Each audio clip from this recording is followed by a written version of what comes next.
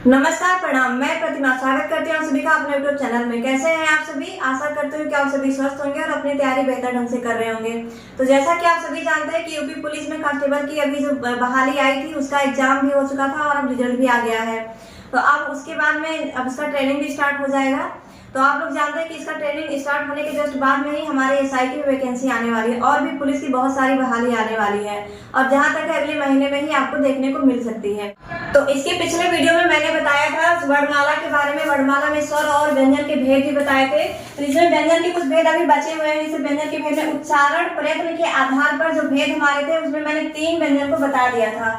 जैसे संघर्षी व्यंजन, स्पर्श संघर्षी व्यंजन और नासिक व्यंजन, ये तीनों मैंने बता दिया था। उसके बाद और भी कुछ भेद है, उसके बारे में हम बात करते हैं। तो हमारा जो चौथा व्यंजन है वह है पार्श्विक व्यंजन।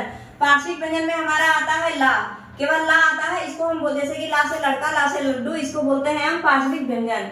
उसके बाद हमारा आता है पांचवा व्यंजन, जिसमें है लुंठित व्यंजन।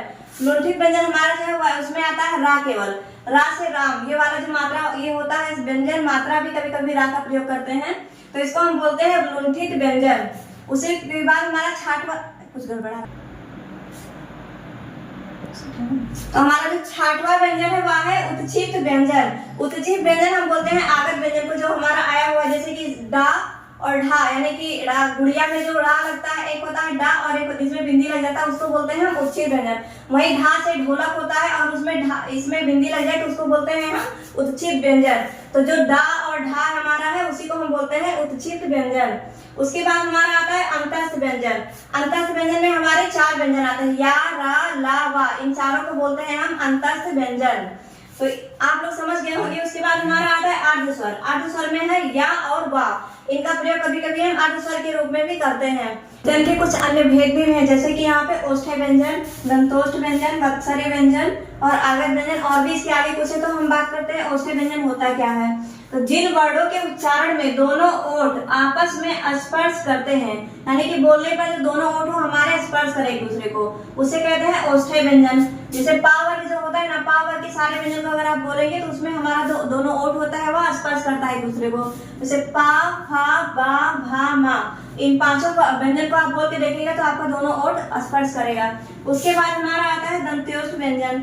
इसमें आता है जिन वर्णों के उच्चारण में जीभ दांतों को लगती है, यानी कि इनके उच्चारण में जो जीभ होती है हमारे दांतों को स्पर्श करे, उनको हम बोलते हैं दंतोष्ठ्य व्यंजन या दंतोष्ठ व्यंजन। इसमें आता है वा और फा, इसको आप बोल के देखिएगा तो आपकी जीभ जो है दांतों से लड़ेगी।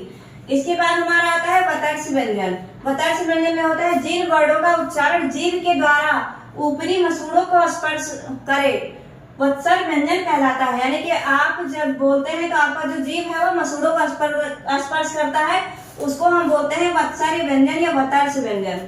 इसमें आता है ना, रा और ला। इनमें हमारा 3 व्यंजन आता है, जिसमें ना, रा और ला है। इसके बाद हम बात करते हैं आगत व्यंजन की। कुछ हमारे व्यंजन है जो कि अलग से लिए गए हैं, आए हुए हैं कहीं और से, फारसी भाषा से। ये हमारे जो दोनों 2 वर्ड है, जिसमें आता है जा और फा, ये दोनों हमारे आए कहां से है? फारस है, यानी कि फारसी भाषा से लिए गए हैं। जैसे कि हम कागज लिखते हैं, कागज में जो जा होता है इसमें नीचे ऐसे बिंदी लगी होती है, इसको हम बोलते हैं फारसी भाषा से लिया गया शब्द, यानी आगत व्यंजन। ऐसे हमारा फकीर हो गया, तो फकीर में भी आगे जो होता है उसमें ऐसे बिंदी लगी होती है, इसको भी हम बोलते हैं आगत व्यंजन। तो ये दोनों जो वर्ड है हमारे, इसको बोलते हैं हम आगत व्यंजन। इसके आगे भी हमारे कुछ और व्यंजन है जिसमें व्यंजन के भेद हैं, तो उसको हम अगले वीडियो में लेकर के आने वाले हैं। तो आशा करते हो कि आप लोग को हमारी वीडियो पसंद आई होगी। अगर पसंद आई हो तो वीडियो को लाइक करें, शेयर करें, सब्सक्राइब करना बिल्कुल भी ना भूलें। धन्यवाद।